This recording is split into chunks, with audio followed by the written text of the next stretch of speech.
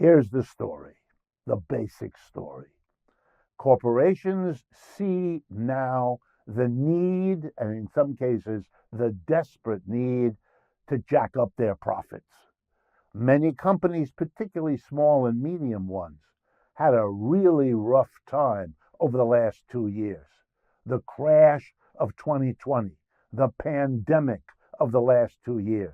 We've never had a pandemic in public health and an economic crash at the same time. It was really hard, and many of these companies did not get the kinds of profits they anticipated, they hoped for, they expected, they had gotten used to. And now they think it's their chance to make up for the 2 years of profit they lost. And that's why they're raising prices to recoup their profits. Or to say the same thing in an honest English, they're ripping us all off as buyers to recoup what happened to them. As if the buying public, you and me, also didn't suffer the last 2 years. All kinds of economic, political, psychological, medical difficulties. We too want to make up what we lost. But they can use inflation to do it, and the irony is it makes life even harder for us. No wonder the country is ripped apart by conflict, disagreement, rage, anger, bitterness, violence.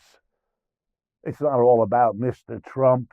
It's not even significantly about that. It's about much deeper problems that this economy has, symbolized now very clearly, very sharply, by an inflation. The working class of America, the vast majority of people who are employees, they don't set prices, they have the prices set over them. Prices are dictated by a tiny minority. The dictatorship of that class of people, as administered to the American working class after 2 years of COVID and 2 years of stunning economic lack of activity, a very harsh slap in the face. That's what the inflation is.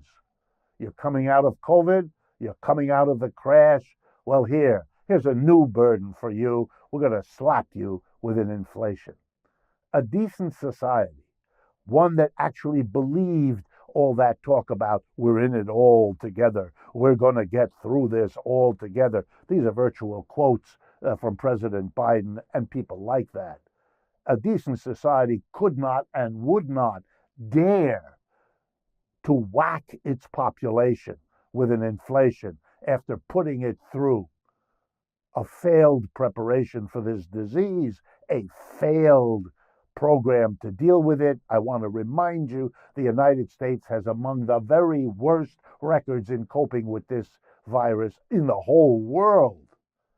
To follow that up with an inflation, my goodness, you are asking for troubles beyond anything we have seen so far.